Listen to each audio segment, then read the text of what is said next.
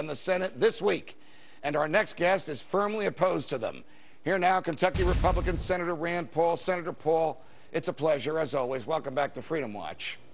Good to be with you, Judge. What is happening with the PATRIOT Act in the Senate as we speak? I understand that you would propose some amendments to it, which would safeguard the liberties that you swore an oath to uphold, and the majority Democrats and even some of your Republican colleagues are giving you a hard time, even allowing those amendments to be debated and voted on the floor. Well, I think I've stirred up a little bit of a hornet's nest. Yesterday, I filibustered the PATRIOT Act, and actually I defeated it yesterday because they pulled it off the docket and they replaced it by amending a small business administration bill in order for me not to be allowed to have any amendments.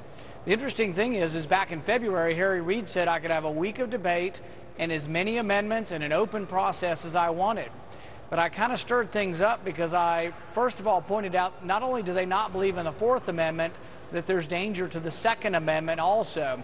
And once I brought the Second Amendment in and connected it to the Fourth Amendment, I've got those who believe in the Second Amendment very interested now in the PATRIOT Act. And boy, did this really scare Harry Reid. Scared him so much, he said, no more debate, no more amendments. We're getting this done.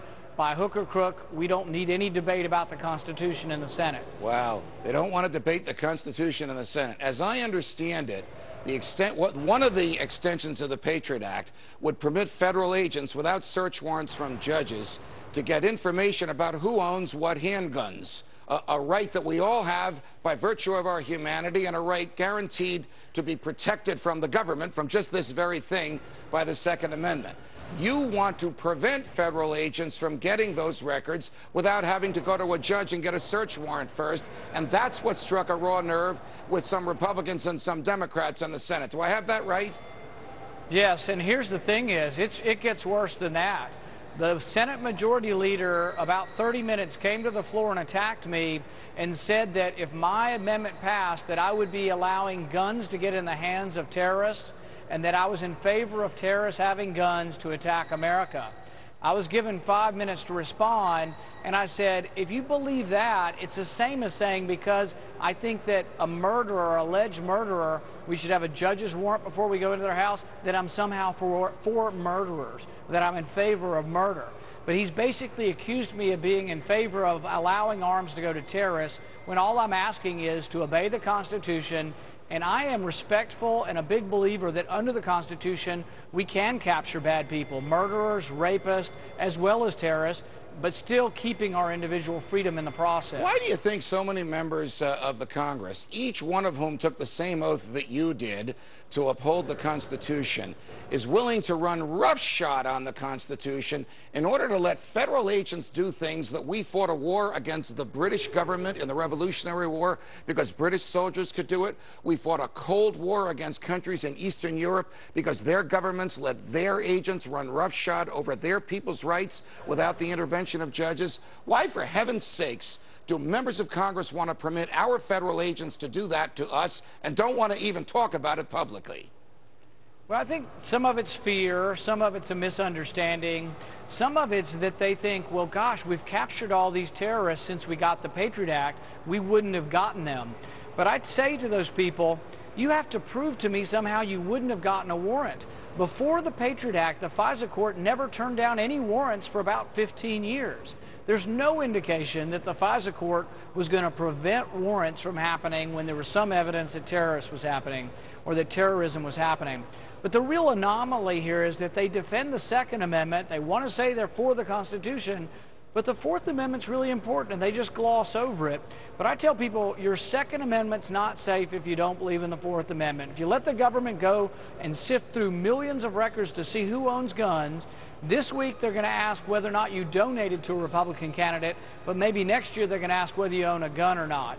And so I don't want the government sifting through those records. I don't want the government to know, or anybody to know, whether there's a gun in my house or not, because that unknown protects me and protects most Americans, because the burglars and the criminals don't know, is there going to be a gun behind the door when they come in? Switching gears, I think you will shortly be asked, I'm not sure if it's tonight or tomorrow or later this week, Senator Paul, to vote on certain budgetary proposals, one by Senator Pat Toomey, one by yourself, one by the House Republican leadership, the one that was authored by Wisconsin Republican Congressman Paul Ryan. How are you voting on these proposals, and what do you think will happen with the budget when it hits the floor of the Senate?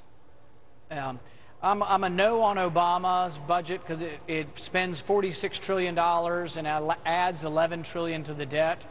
I'm a no on Ryan because it spends $42 trillion and adds $6 or $7 trillion to the debt over 10 years and doesn't balance for 20 some odd years.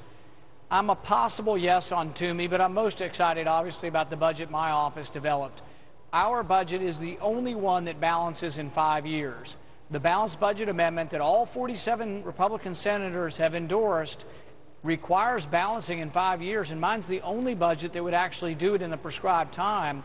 So they all need to look seriously at mine, because I'm not sure how you can be for a balanced budget amendment that says it needs to be done in 5 years and not for a budget that actually does it in 5 years. Is there any chance that a budget that actually stops additional borrowing will actually pass, or are we doomed to even Republicans as well as Democrats voting to raise the debt ceiling, President Obama and Secretary Geithner borrowing more money, and all of us going deeper and deeper into that bottomless pit of debt? Right. Well, I tell people they're not to be trusted with the money you gave them. They're not accounting for it. They're not spending it wisely. The Pentagon says they're too big to be audited. They don't balance their books. There was $100 billion last year unaccounted for. Don't give them any more money. Do not feed the animals in the zoo. We do not want to allow them to have more of our money, but we also don't have to default. We bring in $200 billion a month in revenue. Let's just simply pay for our bills out of revenue. Right. If we don't have enough for all the bills, that means we would have to balance our budget. I want to hear you use that line on the floor of the Senate. Don't feed the animals in the zoo. Senator Paul, it's a pleasure. Thanks for joining us. Thank you. And with